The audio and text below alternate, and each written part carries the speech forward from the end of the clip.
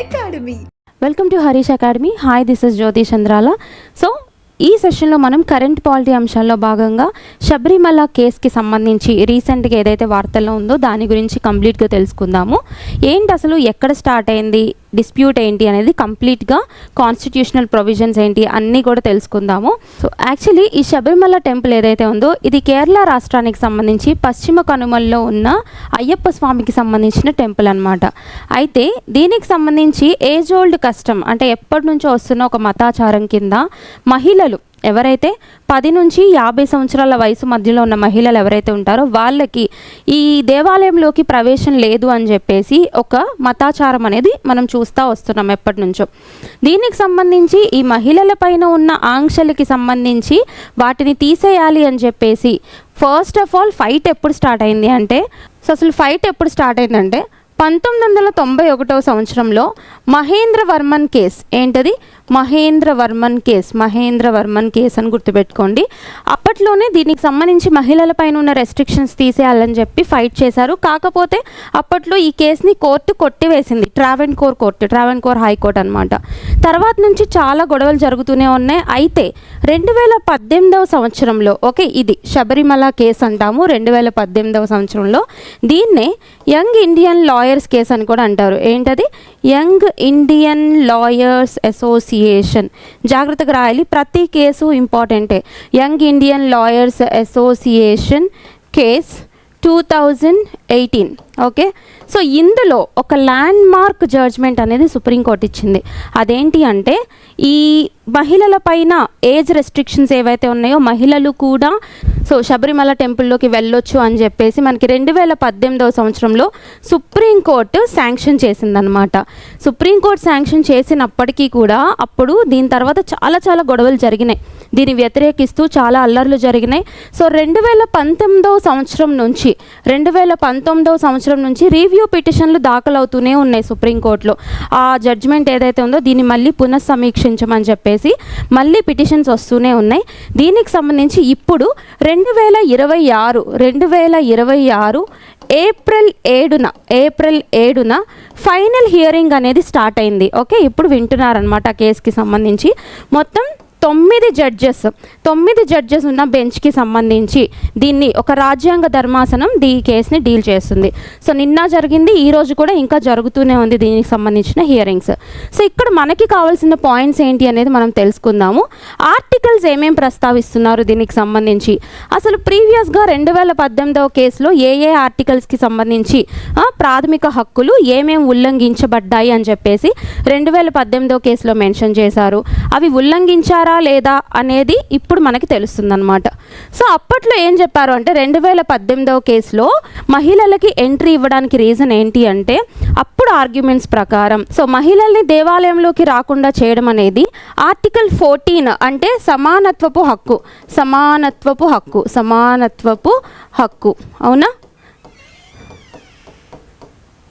So ఈ సమానత్వపు హక్కుని ఉల్లంఘించడమే అని చెప్పేసి మనకి 2018లో చెప్పడం జరిగింది.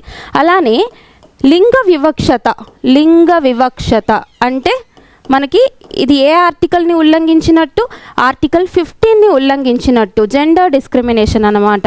మనకి తెలుసు, ఎవరిని కూడా జెండర్ బేస్గా ఎటువంటి డిస్క్రిమినేషన్, లింగ వివక్షత అనేది చూపించకూడదు. ఆర్టికల్ 15లో ఇది కూడా one of the point. And untouchability, అంటరానితనం ఇది చాలా ఇంపార్టెంట్ ఈ కేసుకి. అంటరానితనం నిషేధం, అబాలిషన్ ఆఫ్ అన్టచబిలిటీ. సో ఇక్కడ మహిళల మీద చూపించిన అంటరానితనం కింద అప్పట్లో ఈ కేసులో వాళ్ళు రూల్ చేయడం జరిగింది. అలానే 25 నుంచి 28 వరకు అంటే మత స్వేచ్ఛకి సంబంధించిన ఆర్టికల్స్ లేదా హక్కులు కూడా ఉల్లంఘించబడ్డాయని 2018 కేసులో తీర్పిచ్చారు. ఇప్పుడు భారత ప్రభుత్వం తరపున సాలిసిటర్ జనరల్ తుషార్ మెహతా గారు అటెండ్ అయ్యారనమాట ఈ కేసుకి సంబంధించి. సో ఈయన ఏం చెప్తున్నారు అంటే, కేంద్ర ప్రభుత్వం తరపున మహిళల పైన ఉన్న ఆంక్షలు ప్రీవియస్గా ఏవైతే ఉన్నాయో 10 నుంచి 50 సంవత్సరాల వరకు ఉన్న మహిళలకి సంబంధించి కేరళకి సంబంధించి శబరిమల టెంపుల్లోకి వెళ్ళనివ్వకపోవడం అనేది కరెక్టే. ఇది మతాచారాల్లో భాగమే. సో అక్కడ ఎక్కడా కూడా లింగ వివక్షత అనేది చూపించలేదు, అంటరానితనం అసలే చూపించలేదు అని చెప్పేసి సో కేంద్ర ప్రభుత్వం తరపున వాదనలు వినిపించిన వ్యక్తి ఎవరు అంటే తుషార్ మెహతా గారు. ఓకేనా, సో గుర్తుపెట్టుకోండి, చాలా చాలా ఇంపార్టెంట్. ఏం చెప్పారు ఇక్కడ, అన్టచబిలిటీ అనేది ఎక్కడా కూడా కులం ఆధారంగా ఎవరిని కూడా వివక్షత చూపించలేదు, అలానే కులం ఆధారంగా ఎవరి మీద కూడా అంటరానితనాన్ని చూపించలేదు. ఇక్కడ మనం చూస్తున్నది ఏంటి అంటే ఒక ఏజ్ పరంగా, ఒక వయసు పరంగా మనకి 10 నుంచి 50 సంవత్సరాల వరకు ఉన్న వాళ్ళని ఎలో చేయకూడదని చెప్పారు. ఎందుకు చెప్పారు అంటే ఇక్కడ 41 రోజులు దీక్ష పూంతారు కదా అయ్యప్ప స్వామి మాల వేసుకుని. ఆ 41 రోజులు దీక్ష అనేది ఏదైతే ఉందో ఇది మహిళలు చేయడం అసాధ్యం కాబట్టి, ఎందుకంటే మెన్స్ట్రుయేటింగ్ ఏజ్లో ఉన్నారు కాబట్టి మహిళలు చేయడం అసాధ్యం కాబట్టి ఇటువంటి వాటిని మాత్రమే దృష్టిలో పెట్టుకొని వాళ్ళకి ఎలో అనేది లేదని చెప్పేసి చెప్పారు. అలానే ఇక్కడ తుషార్ మెహతా గారు రైజ్ చేసిన ఇంకొక పాయింట్ ఏంటి అంటే ఇక్కడ శబరిమల టెంపుల్ గురించి కాదండి, లోపల ఉన్న దేవుడు అంటే ఆ డైటీ అయ్యప్ప స్వామికి సంబంధించిన ఒక యునిక్ క్యారెక్టర్స్కి సంబంధించి ప్రస్తావించారు. అదేంటి అంటే బ్రహ్మచర్యం, సెలిబసీ అంటాం. సెలిబసీ అంటే బ్రహ్మచర్యం అన్నమాట. సో అక్కడ ఆయన బ్రహ్మచర్యానికి సంబంధించిన వ్యక్తి కాబట్టి ఇక్కడ మహిళలకి సంబంధించి ఎంట్రీ అనేది నిషిద్ధం కింద ఎప్పటి నుంచో భావిస్తున్నారు. అంతేగాని ఇది వయలేషన్ ఆఫ్ ఫండమెంటల్ రైట్స్ అయితే కాదు అని చెప్పేసి తుషార్ మెహతా గారు ఆర్గ్యూ చేశారు. సో ఇక్కడ మనం తెలుసుకోవాల్సిన పాయింట్స్ ఇవన్నీ.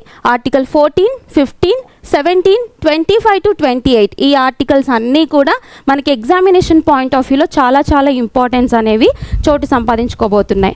అలానే నెక్స్ట్ ఇప్పుడు ఈ రోజు కూడా మనకి హియరింగ్ జరుగుతూ ఉంది. అందులో మనకి ఒక 2 కేసెస్ అనేవి మెన్షన్ చేయడం జరిగింది. ఆ కేసెస్ని ఎందులో భాగంగా మెన్షన్ చేశారంటే నేను ఇక్కడ ఒక క్వశ్చన్ రాశాను చూడండి, న్యాయ వ్యవస్థ మతపరమైన విషయాల్లో జోక్యం చేసుకోవచ్చా? Okay, whether judiciary can interfere in religious matters అని చెప్పేసి ఒకటి ఉంటుంది. ఒకవేళ న్యాయ వ్యవస్థ మతపరమైన అంశాల్లో జోక్యం చేసుకుంటే దాన్ని ఒక ప్రత్యేకమైన పేరుతో పిలుస్తాము. అదేంటంటే ఎక్లీజియాస్టిక్ జ్యూరిస్ప్రుడెన్స్ అంటాం. ఎక్లీజియాస్టిక్ జ్యూరిస్ప్రుడెన్స్.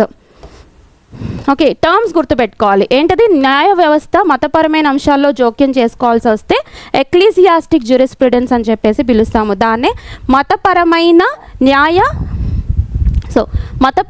న్యాయశాస్త్రం కింద పిలుస్తామన్నమాట, గుర్తుపెట్టుకోవాలి. మరి జోక్యం చేసుకోవచ్చా అంటే ఎప్పుడైనా లా అండ్ ఆర్డర్ డిస్టర్బెన్సెస్ వచ్చినాయి అనుకోండి, ఏదైనా మతపరమైన అంశాల వల్ల లా అండ్ ఆర్డర్ డిస్టర్బెన్సెస్ కానీ లేదా నైతిక విలువలకి సంబంధించి కానీ ఏదైనా ప్రమాదంలో పడినప్పుడు మాత్రమే న్యాయ వ్యవస్థ మతపరమైన అంశాల్లో జోక్యం చేసుకోవచ్చు. ఒకవేళ గనక న్యాయ వ్యవస్థ మతపరమైన అంశాల్లో జోక్యం చేసుకోవాల్సి వస్తే ఇక్కడ న్యాయ వ్యవస్థ ఎటువంటి అంశాలని పరిగణలోకి తీసుకోవాలనేది కూడా మనం చూద్దాం. ఫస్ట్ ఆఫ్ ఆల్ ఏం చూస్తారు అంటే ఆ అంశం అనేది ఎసెన్షియల్ రిలీజియస్ ప్రాక్టీసా కాదనేది చూస్తారు. అంటే ఖచ్చితంగా మతపరంగా పాటించవలసిన ఆచారమా కాదా అని చెప్పేసి చూస్తారనమాట. Okay, essential religious